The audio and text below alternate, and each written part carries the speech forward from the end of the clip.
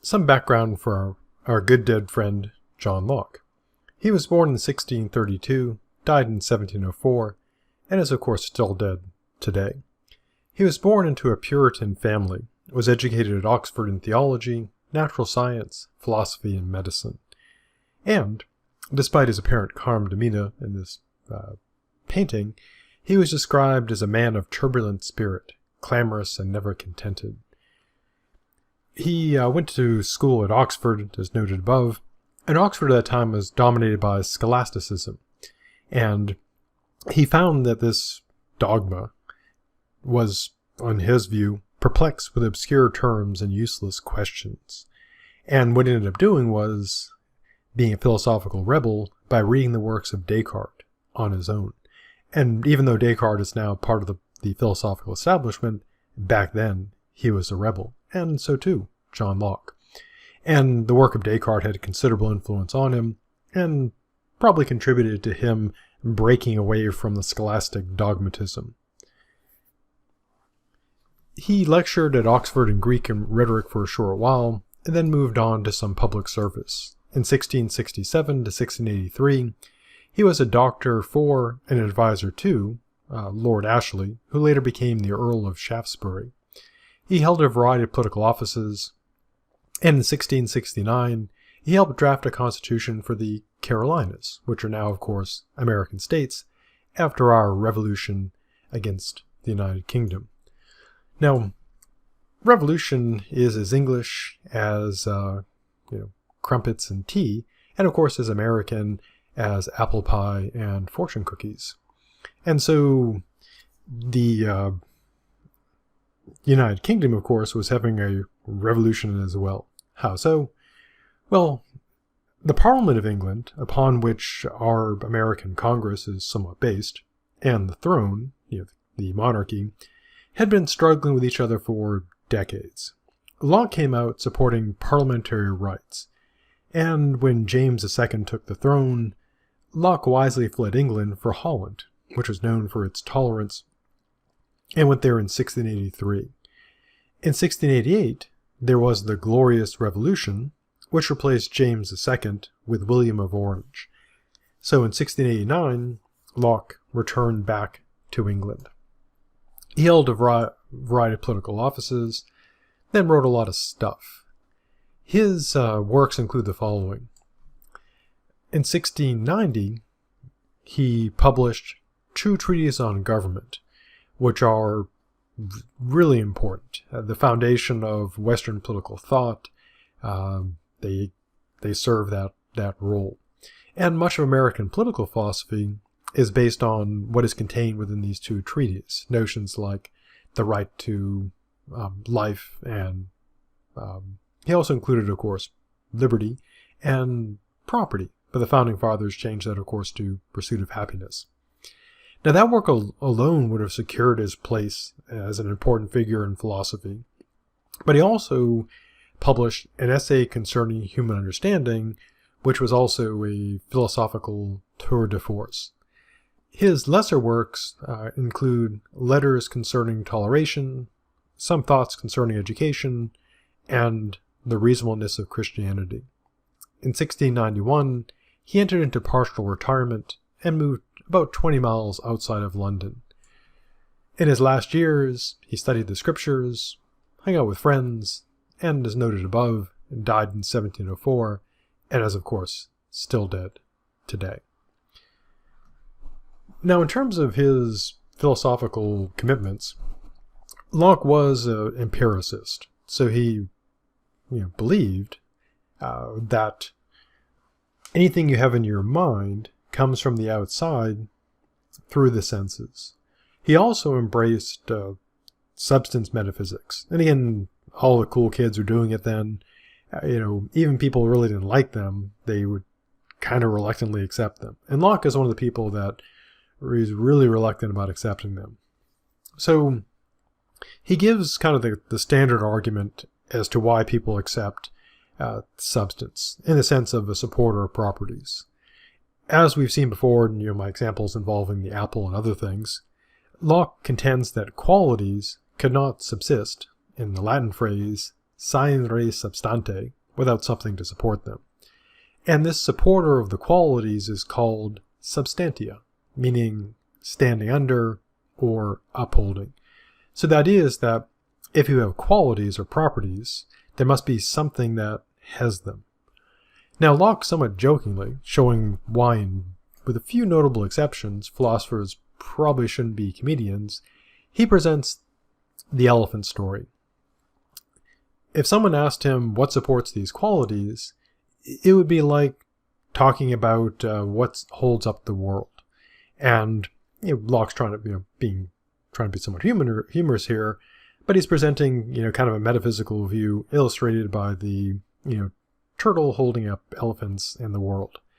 And so the one question is, and this is a reasonable question, once you figure out that the Earth is a world, a planet, one question is, what, if anything, is holding it up?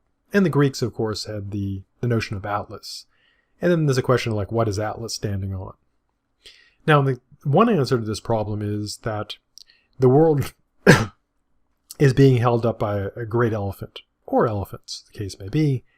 And then the question would be, well, what is the elephant standing on?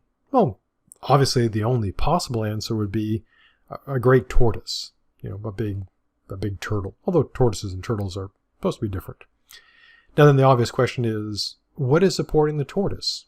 And the only possible answer would be something he knew not what. So the point of Locke's elephant and turtle story is this, that the substance, the substanta, the substrata, is like the whatever it is the turtle is being supported by. It is something we know not what. So what he's raising here is the mystery, weirdness problem. We have no distinct idea of substance, and he claims we're ignorant of it. Now, he's consistent about this because he applies it to both material substance and spiritual substance. So Locke is very reluctantly using substances, and he accepts both kinds, material and spiritual. But he's very reluctant. He doesn't really want to do this. So the physical substance is supposed to be a substratum of, these outside qualities. The mental substratum, substance, is supposed to be something that contains what we experience within. Now, again, he's very reluctant to accept this and says that, both of these, we have no idea about them. And he gives kind of a weird argument for them, but not a bad one, which is basically this.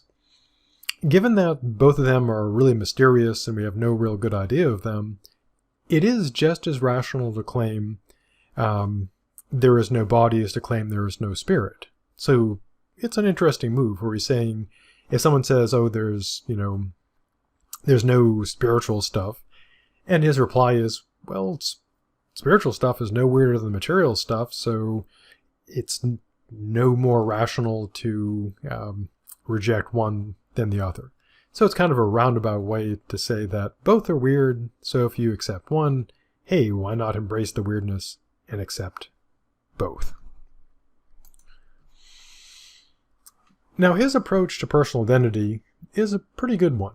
Rather than just leaping right into persons, he begins by dealing with something quite a bit simpler, which is not a bad idea. Start off with something, hopefully easier, work through that, and then move up to the, greater difficulty levels.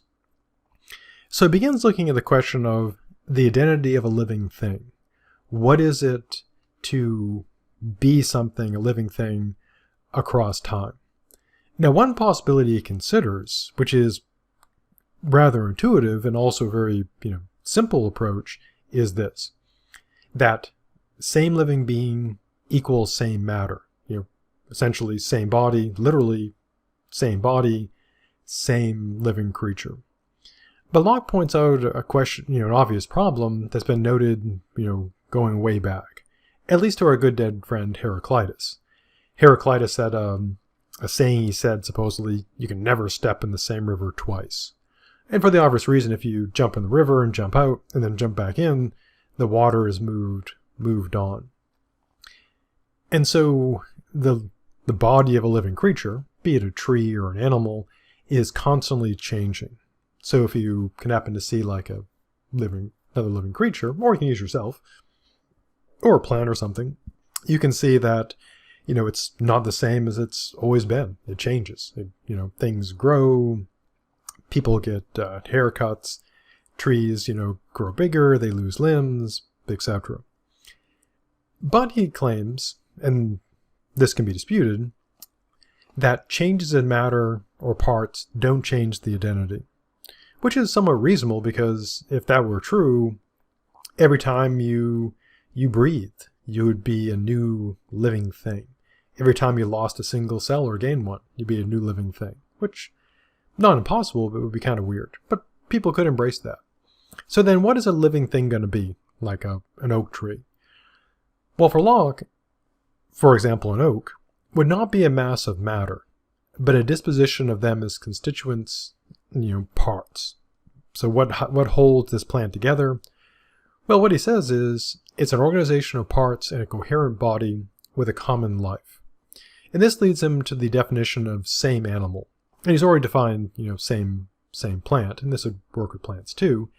So to be the same animal across time would be to have a continued life, communicated to different particles of matter successively united to the organized living body.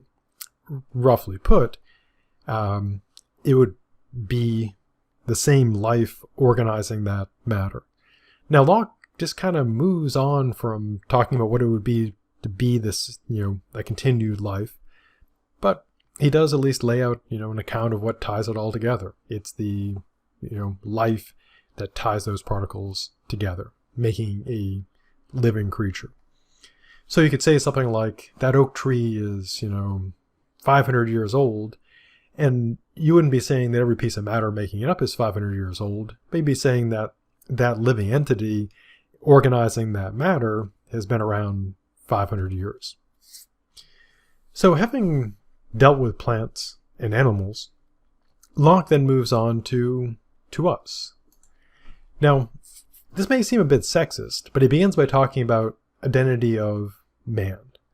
You can swap in identity of woman at this point as well. I'll stick with the original wording just because it's easier reading off my notes, to be honest. But, it would work either way. So a good question might be is, why am I saying identity of man or woman and not just saying person? Why is it that I'm seeming to embrace the sexism? Well, the reason why is this. Locke is careful to distinguish between being the same man or woman, or we could go with a more easy solution, go with a neutral term like human, identity of human, is this. Being the same human is not the same thing for Locke as being the same person, because human doesn't equal person, and person doesn't equal human. I mean, true in our normal, everyday life, all humans we encounter, as far as we know, are people, and all people we encounter are humans, as far as we know. But Locke doesn't want to beg any questions. He doesn't want to assume that they're the same, and he'll give reasons to think they are separate. So then, what is it to be the same human? Well, in this regard, it's like being the same animal. So the identity of a human is, much like with an animal, an organized, continued body under one organized life and the particles of matter united to it. So what about the soul? Because at this point, someone might say, but Locke, a devout Christian, he's read Descartes, how does the soul figure in here? Well, he does consider the soul. He says, if the identity of the soul makes the same human, and a soul could occupy different bodies, people in distant ages, humans in distant ages, might be the same human. So if the soul makes the human, the term human would apply to an idea excluding body and shape. But how does he counter this? Well, he uses a hog story. This is what he claims, probably referring back to the Odyssey, where the crew of Odysseus gets turned into pigs, if my pig mythology is correct. So the soul of a human could be in a hog. But Locke is relying on our intuitions here. We would not say that the hog is a human. So he thinks that that shows that the soul doesn't make the human, or so he claims. So it's one thing to be the same substance, another to be the same human, and he says the third to be the same person. So again, as to why Locke uses the term man, I mean, yeah, he's being sexist because he doesn't, use human, but he's correct to not use person because he does distinguish human from person. So then, for Locke, what is a human? Well, a human would be an animal with a certain form. Why think this? Well, he gives the following two arguments. The first case is, imagine a creature that lacked reason, but has the shape of a human. Was to use modern terms like biologically human. We would call that human. You may wonder, well, how could that be? Well, we could imagine, someone who suffers irreversible brain damage through some sort of terrible accident. We wouldn't say they weren't human anymore, but they wouldn't have reason anymore. What about the other, bit? Well, imagine that you had a cat. Suppose that I turned on the camera and you saw sitting here not a human but a cat, and I waved at the camera and said, "Hi there, I'm Rene Descartes. I'm subbing for the human Lavoisier, but don't worry, as Rene Descartes, I've got a PhD in philosophy, no problem." Seeing that, of course, you probably think it was some sort of computer animation or something, but you wouldn't say, that cat is a human. You would say, my, what a smart cat. So, for Locke, being human is a matter of a particularly shaped body. Now, Locke does note that for most, being a human is not just a thinking, rational being, but a particular shaped body connected to thinking. And so he claims that the same body and the same spirit go into making the same human. So at this point, Locke has talked about what it is to be the same human. And the gist of it is basically, here's how it would work. So suppose the question is, am I the same human as the Lavoisier from, 2 years ago? And the answer would depend on, well, is it the same life organizing that matter? If the answer is yes, then it would be the same human. The soul doesn't enter into it. So the question would not be, is the same soul there? In the case, again, this is for being the same human, not the same person. And so next we'll take a look at what Locke thinks a person is and how that works.